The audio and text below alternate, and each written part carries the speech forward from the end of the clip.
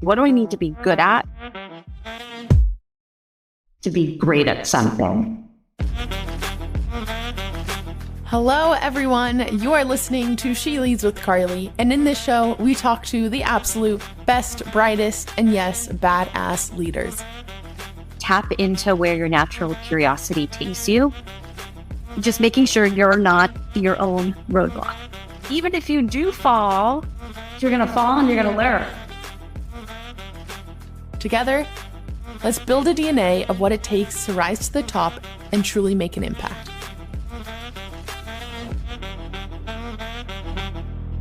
I'm your host, Carly Malatsky.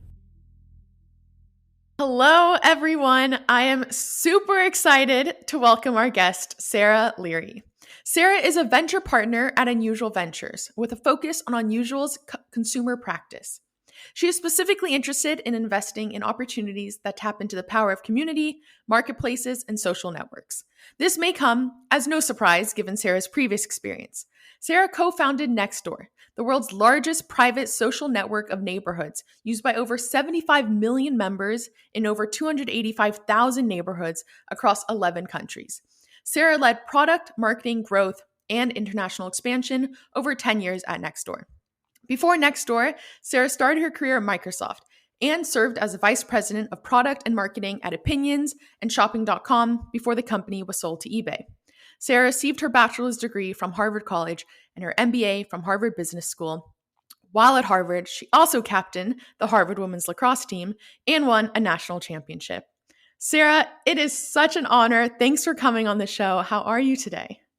I'm doing great, and it's a huge honor for me to be on the podcast with you. Thank you so much for having me.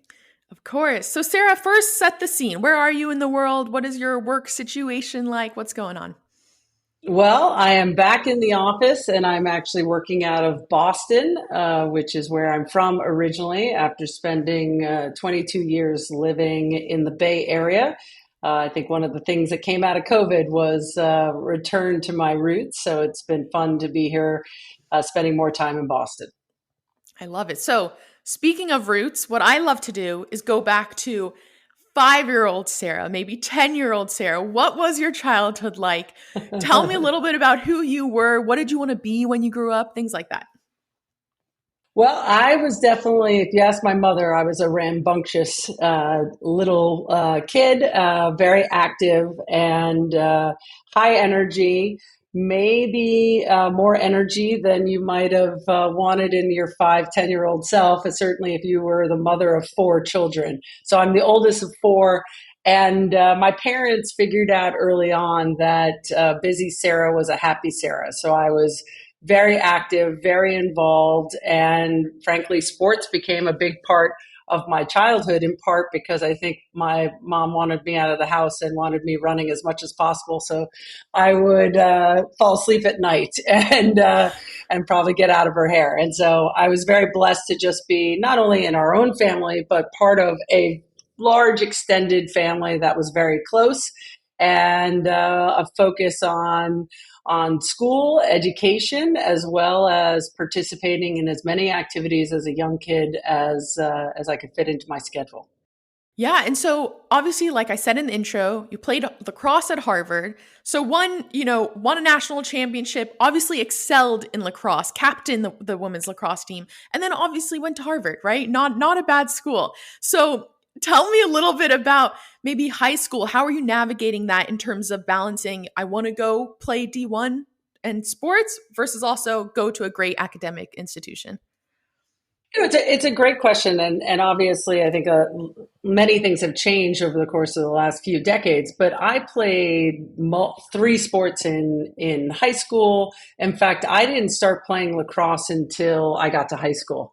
And I was playing soccer, I was playing basketball, I played some competitive golf, and I just loved being a part of a team. And along the way, I got introduced to lacrosse, and that was the best team in my high school. And I wanted to be a part of that group of of athletes and coaches who were really striving for excellence. And I was really drawn to them. And so they drafted me to become the lacrosse goalie, which I remember watching the sport and being like, who's the crazy person who stands in net?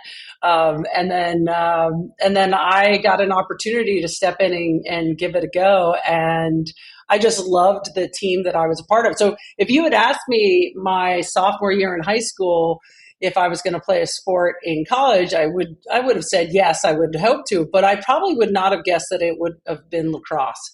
But by the end of my junior year, I realized that I loved it and there were some great opportunities. And for me, it was really about how do I use lacrosse to get a great education and play at the highest level. And I was fortunate enough that Harvard came calling, and it was a tremendous experience, and one that I look back on and realize it was quite a charmed experience. In fact, in college, we played in 3 national title games in 4 years, and winning as a sophomore, and unfortunately losing in overtime as a senior. But just an incredible experience with a very talented group of people, a fantastic coach, and a team that just had that special connection that I think is essential to achieve anything great in life. And so I'm just very, very grateful to have had that experience, as well as a world-class education at Harvard. Yeah, I love that. And I think first, it's so almost funny to me because you remember the losses, right? Like years ago, you still remember the sour taste of losing in overtime. So I just, yeah, I love Absolutely. that aspect. Sadly, yes. Fortunately, Exactly. there wasn't a lot of losing, but you do remember those moments. Right. And you sounded like those 4 years where you guys absolutely dominated, which is amazing. Okay. But Sarah, before even Harvard, I know you obviously are an entrepreneur at heart. And I'm curious, from listening to maybe other podcasts with you, I know you have entrepreneurs in your family and also women entrepreneurs, maybe your grandma, I believe. So walk me a little bit through that, of having that almost ingrained in you potentially, or how you think that fed into who you are today or later on. I'm so glad you brought this up, because I think as a child, I took it for granted that I had a grandmother who started a business with her 2 brothers, and really she ran the business for all intents and purposes.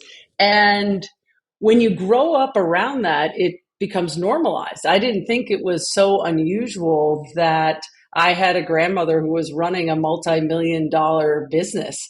And what I do remember is going into the bank with her and just watching how people respected her and really looked up to her. And that was something that stayed with me. And it wasn't until I got to college, and sadly she had passed away by this time, that I started to recognize that that was unusual, to be able to have that type of example for someone in your life. And so, they say, if you can see it, you can be it.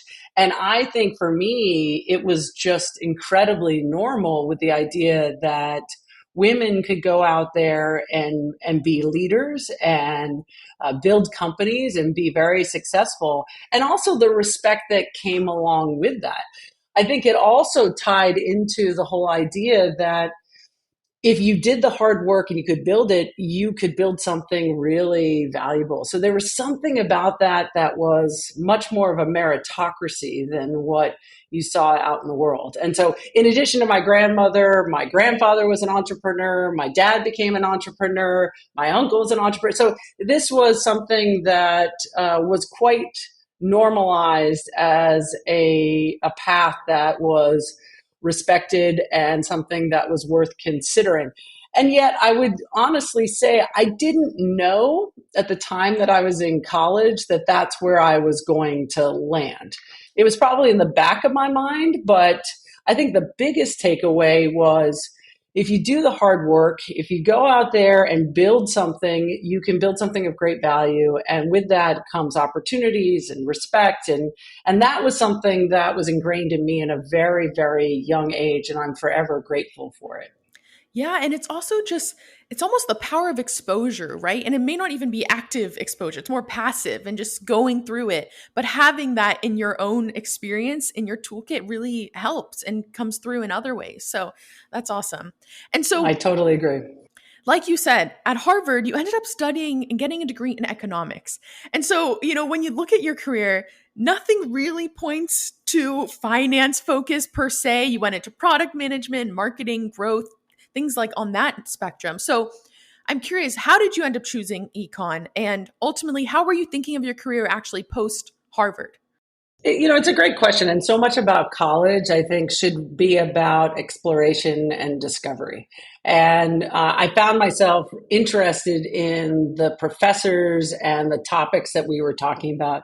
Harvard has an incredible economics department, and I was just really drawn to learning from them and being exposed to their insights. And part of it was like a lot of people, I probably thought, oh, maybe I'll go into banking, maybe I'll go into consulting. And in fact, I did a summer internship where I was exposed to the world of banking.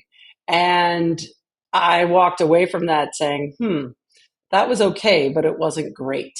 And I think a big part of it was it did not feel like a team dynamic that I loved.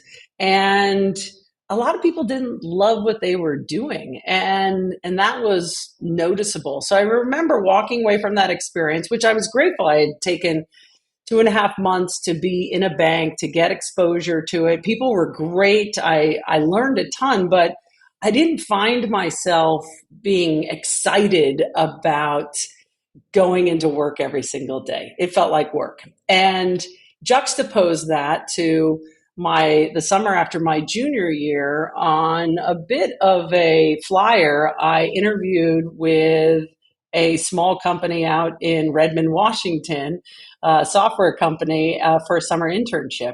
And frankly, I did it so I could get a flight across the country to visit a friend of mine. And I got there, and the company was Microsoft. And I interviewed, and I got excited about the opportunity. And so I spent the summer working in Redmond, Washington at Microsoft, and I worked twice as hard. It was intense, but I loved it. And I loved being a part of a team that was building something. And you got to listen to those signals if you get them. And it wasn't an easy decision to take that job. It was actually the lowest paying job I was offered. It was the furthest from home. And yet I felt like this was a special opportunity for me to learn really valuable skills and to do something that also just excited me. And that was something that felt really important as I embarked on my professional journey. And so I ended up spending 5 years at Microsoft as a product manager, and I got to launch Microsoft Office and really be a part of a rocket ship, which obviously changed the trajectory of my career. And I love because you say this so casually, right? Launching Microsoft Office, that obviously was a huge product that everyone was using this. And I'd love to even tap into that a bit. What was it the ownership of the product, or what was the most exciting, what factor gave you the most energy as a PM for this product that was in the hands of, millions of users? Now, I should be clear. I was a part of a team, and I was a team of 20 people that were in charge of launching this product. So, right. I don't want you to think it was a solo effort you by launched any it stretch. only. Yes. No, that is not true. And you say it as if Microsoft Office was preordained to be hugely successful. At the time that we launched, the dominant players were actually Lotus 123 and WordPerfect. And so some of this was we were the underdog, and that was super fun to be a part of. I think for me, what I enjoyed was we came together as a group. We set a lofty goal. It was really hard. It was not a foregone conclusion that it was going to be successful. And you felt ownership for a piece of that. I remember being like, I can't take a day off from work. Like, people are counting on me. And that starts with your team, but it's actually the whole company. And then it's obviously your customer base that's out there. And those experiences felt like you could really move the needle. And I think part of what I enjoyed most about Microsoft, and this sounds strange in a company that at the time had 8,000 employees, but I think that there was a culture where you felt like your work had a direct impact on the success of the business. And I think as a athlete, you get used to, I have a role on the team and the team is counting on me. And at Microsoft, I was able to tap into that and to be a part of a team that was building something great. And then obviously you get the feedback that it's working, which then just motivates and energizes you to double down and push even harder to make it successful. So I think the average age at the time at Microsoft was about 27, 28 years old. And it just was an exciting place to be, where you felt like the thing that you were responsible for, within 6 months or a year, you were the expert in, and everyone in the company would look at you at that piece of the puzzle and was counting on you to deliver your part.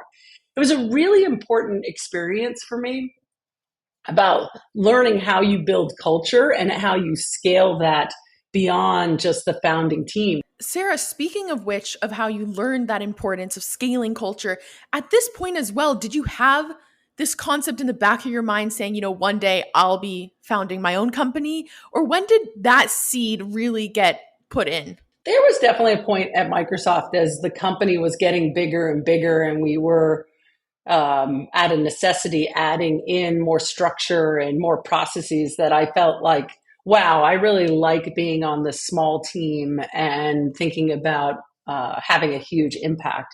So I think at that point, there was, in the back of my mind, I had incredible respect for the leaders of Microsoft, Bill Gates and Steve Ballmer. And there was something about the energy of what they had really built over the course of the time that I was there, and even before that, that was inspiring. And I can't say that I said, oh, I'm going to go create the next, I'm going to go be the next Bill Gates. But I was definitely inspired by the idea that you could create something out of nothing. And with that, you could create a culture of the organization. And that definitely was intriguing to me at the time. But I also knew I had a lot still to learn about how do you start a company, how do you build it, how do you scale it. It's one thing to do that at Microsoft, but to do that from day zero, that's a different set of skills that I felt like I still had to learn. And so ultimately, you spend around 5 years at Microsoft, and then you decide to go spend a year at Greylock in VC, which is, very different than the energy that you get from a startup and building products. So walk me a bit through that decision. What made you go into VC? Was this long-term or more just to experience that? Yeah, well, I had made the decision to go back to graduate school and to go to Harvard Business School, which brought me back to Boston. And that was a mix of an investment in my long-term career, but also an opportunity to get back to New England at a time where it felt important for me personally to be back. And when I finished up at Harvard Business School, I wanted to try and stay in Boston. And I was looking for early stage companies to join. And I got to know the folks over at Greylock. And they basically said, why don't you come here and look at the companies that we're investing in? They were at the time based in Boston, and they saw everything that happened in Boston. And so it felt like a great perch from which to see what was available in Boston at the time, because I wanted to be here in New England. But the reality was things were just exploding out in the Bay Area. And I couldn't ignore the fact that huge opportunities and great companies and companies that I was interested in, which at the time I realized I was interested in companies that focused on consumers and end users. That was the pull that brought me out to the West Coast again, and this time to the Bay Area. And but I was incredibly grateful for the opportunity to be able to see so many high quality companies and work with the partners at Greylock. So it was a very fruitful year, and I treasure those relationships even today. And I assume through that exploration of these exciting companies, tech companies coming out of Silicon Valley, you discovered Epinions. So walk me a bit through that process, going to be a VP of product and marketing at Epinions. When did you discover, this almost sense and this level of, heightened sense of marketing, right? And what that looks like, and becoming a VP as well. So walk me a little bit through that process and how that experience was.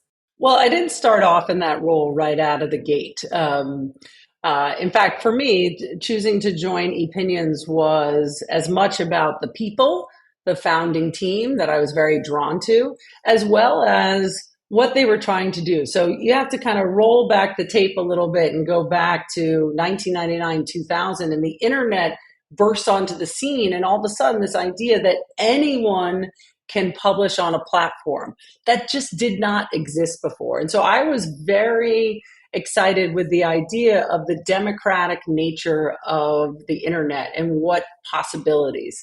And I met a team of people who really understood this and was willing to try and build something that just simply didn't exist before. And that was the first platform where anyone could write reviews about products and services. And frankly, I didn't spend a lot of time being focused on what specific role I would have on day one. In fact, I had some crazy title like the director of OEM products, which we now laugh about because what was that? But that wasn't the point. The point was I joined the team before we launched the product and when we had less than 15 people on the team.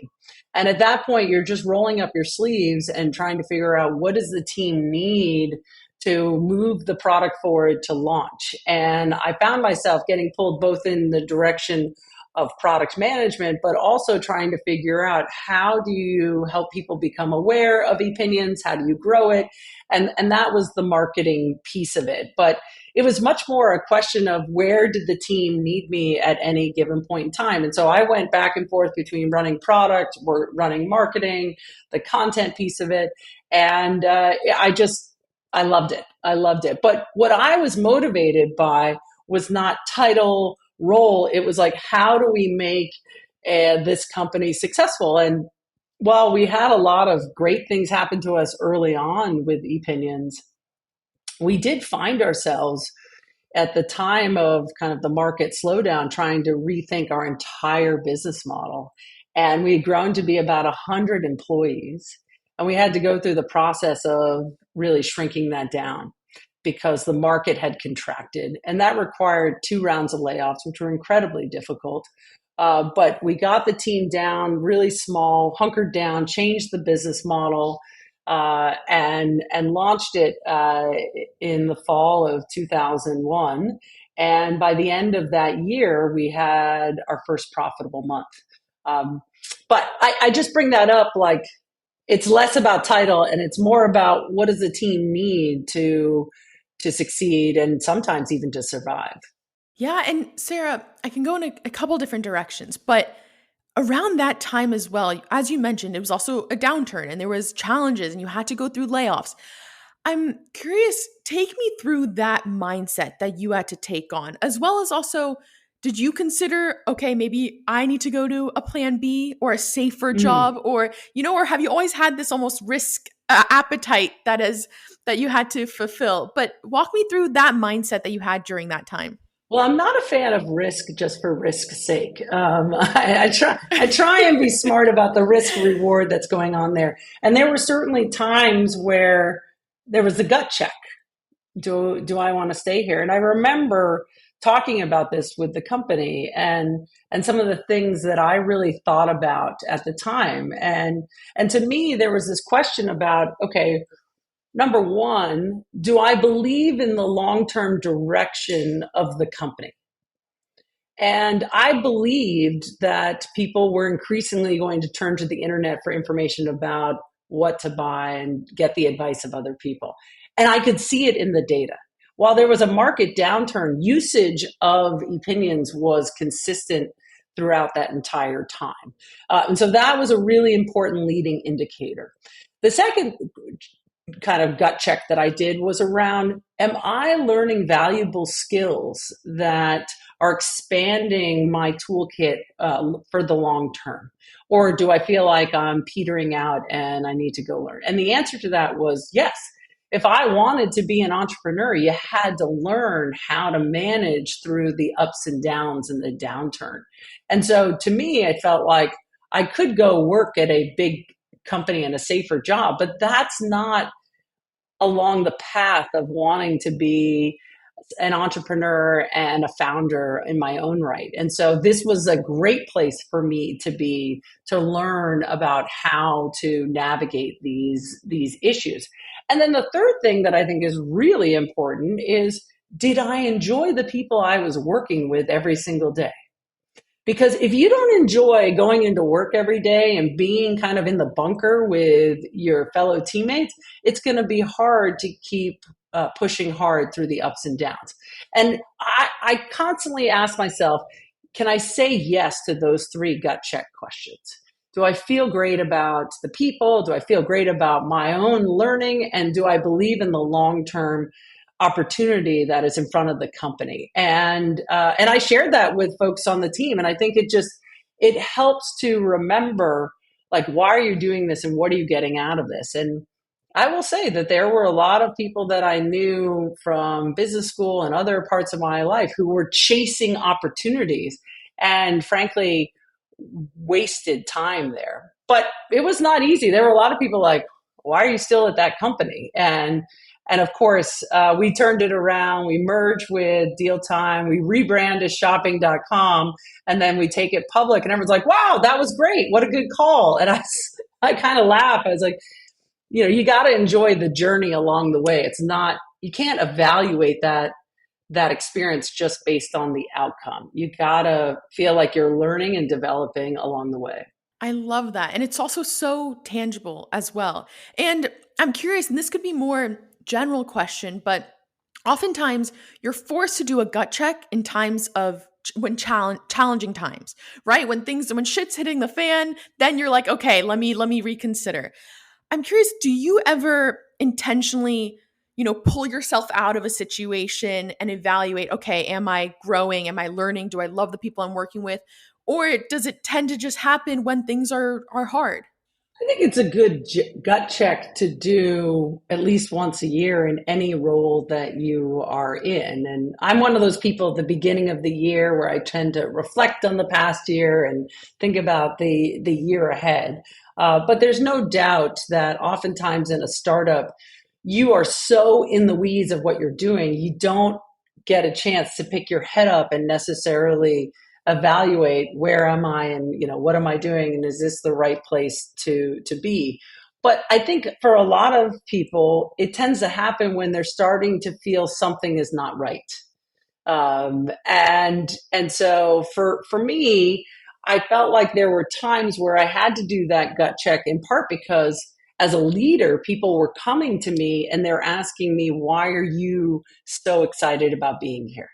And I would share this framework with them and hopefully create an open dialogue, because as a leader, I can talk about the business opportunity, but I want to be able to talk to them about where are the opportunities for growth for them. Because I think a great job is one where you can bring expertise, but there's also a piece of it that is you're growing and developing and you're excited by that opportunity to continue to progress. And that's, again, it's not about titles, it's more about experiences. The titles and the promotions, those tend to follow along, but are you expanding your skill set and are you growing? And I think that's incredibly important in the first 10, 15 years of your career, but it continues to extend well beyond that. Perfect segue into being a true leader and the driver's seat of your own company. And you ultimately decide, okay, you're going to leave eBay. And from my understanding, you become an EIR, an entrepreneur in residence at Benchmark. So take me through that process. You eventually found a company called Fanbase, didn't go as you expected. And then we'll get to Nextdoor, obviously, but take me through that experience. What was it like founding Fanbase? And yeah. Well, I'm so glad I get to talk about Fanbase and the pivot. We can now look back on that fondly, but obviously it didn't work out quite the way that we wanted to. But let's go back to the founding and the decision to start a company. And for me, that really started off with, you can think about, well, what do you want to start a company? How are you going to go to market? And who are you going to do it with? And for me, I started with the who first.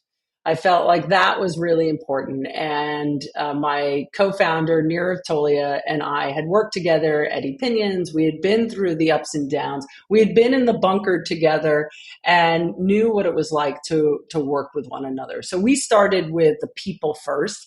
And then from there came up with the idea around building Fanbase, which was intended to be one of the largest communities for college and pro sports fans. And we had lots of experience in building online communities. We saw that there was an intense kind of passion that people had around sports. We're like, we want to tap into that to build something great. And frankly, we went off to the races. We raised money. We built a team. We spent almost a year and a half building a product. We went out. It got a lot of attention. We got millions and millions of users. And so it all seemed great on the surface. But as we were looking at the usage patterns, we were seeing that people were not sticking around. We were not getting high retention. And so we spent several months trying to, quote unquote, fix that. And we're struggling. And it's not easy to bring a founding team together and look at each other and say, this doesn't seem to be working. We were not quitters, right? Like the persistence that we had money in the bank, and yet it just did not feel like we were building the next great company. And so we went to our lead investor, Bill Gurley, and we offered to give the money back. And Sarah, even before even pivoting, right? I also heard that you spent those around 14 months discovering what will we build. You came up with Fanbase, but you actually didn't really share it with anyone. You kept it pretty secretive.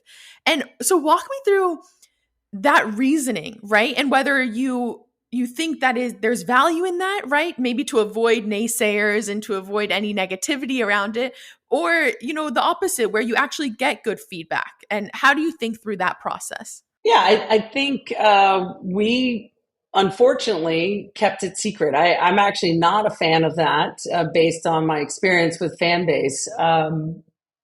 I think that there's so much value in getting concrete feedback from your actual users. And we did get feedback. We got feedback from people in the industry, really smart people. Sounds like a great idea. So there was definitely positive signal, but I think going off and building for 14 months without a lot of user feedback was a huge mistake that we made. And it's one of the biggest lessons that I take away from Fanbase that I think informed how we changed things on when we started to go after the idea for Nextdoor. And a lot of that just is about what a lot of people now call lean startup, which is really around coming up with a hypothesis, testing it, getting out of the building and actually learning what people like. And there's this balance that you have as an entrepreneur of, do you have an insight about an opportunity? Great, you have an insight. Well, you got to be careful because us entrepreneurs, we can talk ourselves into a lot of things. And you need to go out there and actually test that with real users, with people who really don't have a vested interest in your success other than, is this a product that's going to help me solve a problem that I have? And so it was just, we made every classic mistake about building, and then we wanted it to be perfect, but you're not getting feedback from the market, so you don't know exactly where to focus to improve the product. And you find yourself spending 14, 16 months building something and then launch it and realizing that you've missed the mark, but you don't know exactly where you missed the mark. So it was a very look, it was a failure, and it did not work out, but it was an incredibly valuable opportunity to learn how to think about coming up with ideas, how to develop the hypothesis, how to build a simple prototype and get feedback. And so that informed everything that we did when we actually went back to the drawing board. And fortunately, our investors said, hey, we invested in the team. Why don't you spend some time over the summer and work on new ideas? And we worked on 4 or 5 different ideas, but each one of them, we would go out and interview people and do surveys and build a simple prototype or mock-ups. And so ideas would float to the top and then take a step backwards on something that we didn't quite get right. And one of those ideas was what we now know of as Nextdoor. And but I'll tell you, the original kind of germ of an idea of Nextdoor got refined quite a bit in those first 3 months before we ever wrote a line of code. And that was based on probably 20 or 30 conversations with different neighbors across the country, showing them simple prototypes, getting feedback, and whittling down the idea to the essence of where we thought that there was an opportunity. And I think far too often, entrepreneurs, especially product people, want to go build something quickly. And that was part of the mistake that we made with Fanbase that I think we corrected with Nextdoor. And as a result, we were in private beta working with customers for almost a year before we officially launched. And the solutions to problems that we came up with were not theoretical. They were not driven by what's the easiest to build. It was driven by, is this going to solve the problem for our users? And then we would figure out a way to build it.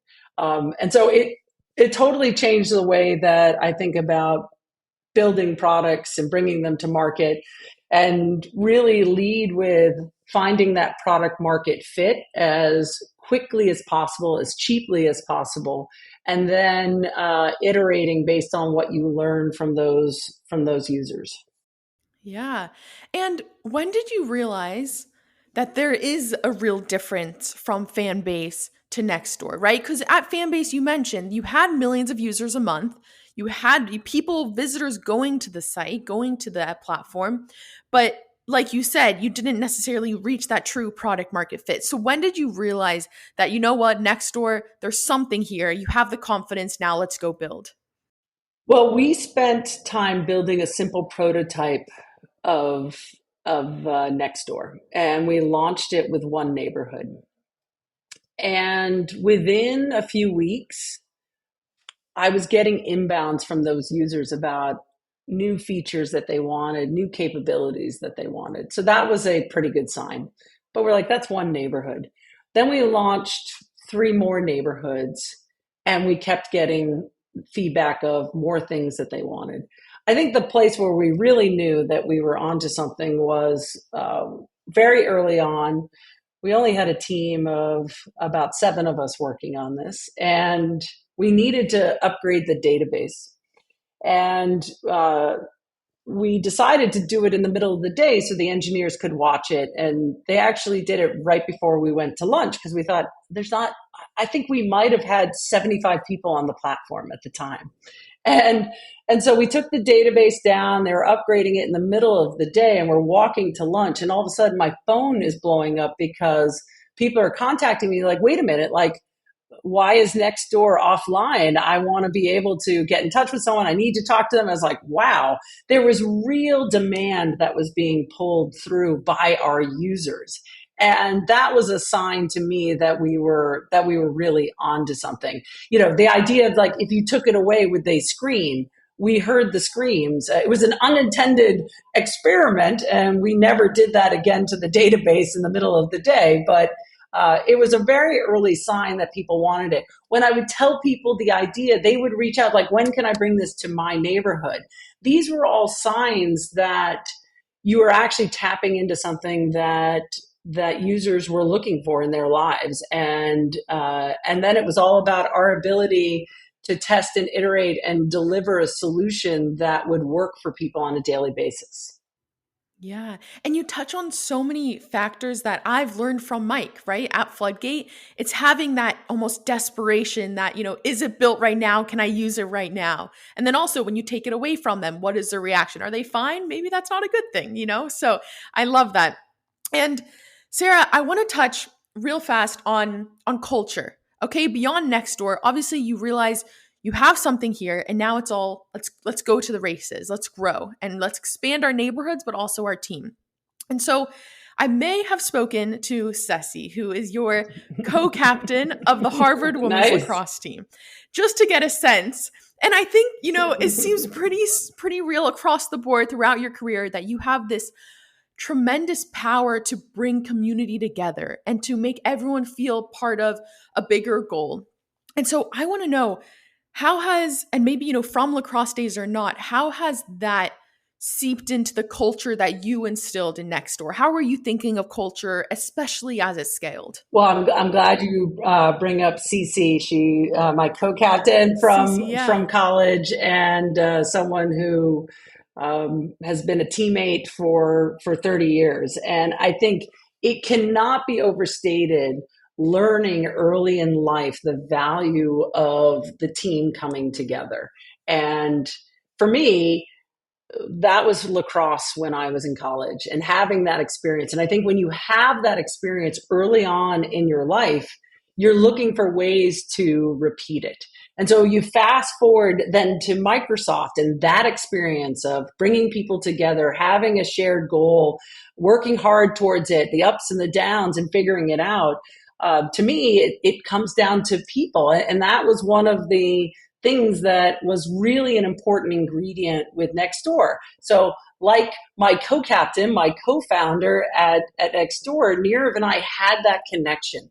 We had seen what it took to keep the team together during the tough days at Epinions. And a lot of that is really at the core of having a mission that you believe in. And one of the things that was great about Nextdoor is we had a mission that everyone was excited about.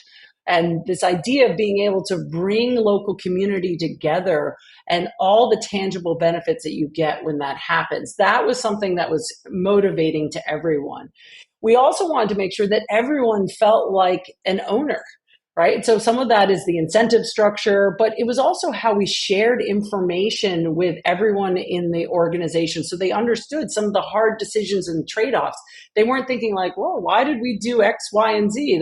They were as part of the team that was making Nextdoor increasingly more valuable and successful. They were a part of that decision making.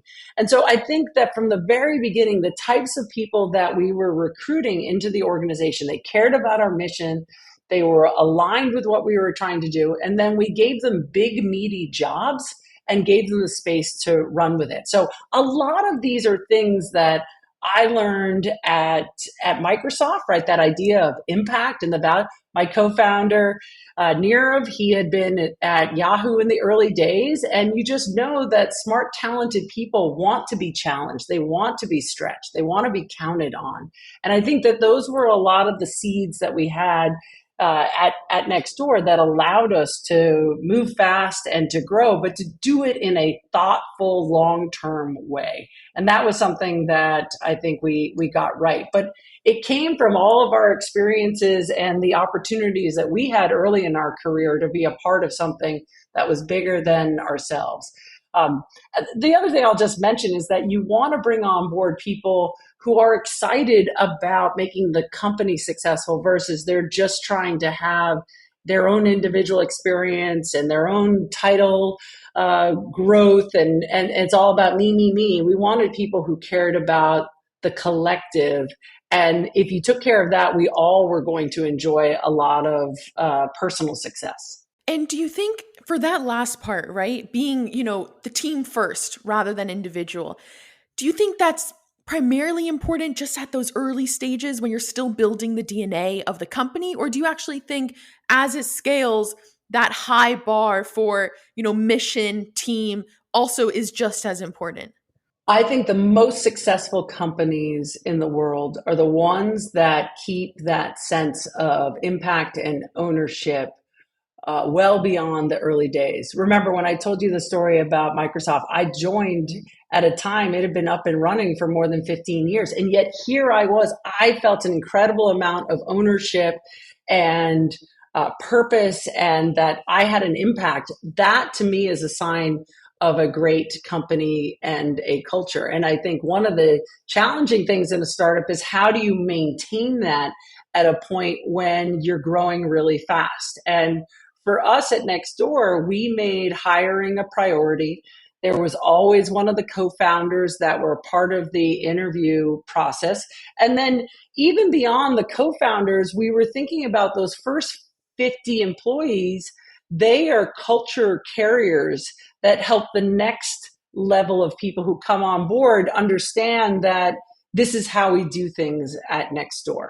And that is something that let's make it a place that's fun to work, that you're proud of the work that you're doing, and a place where you are growing. And if you can do that, then I think you can recruit and retain super talented people.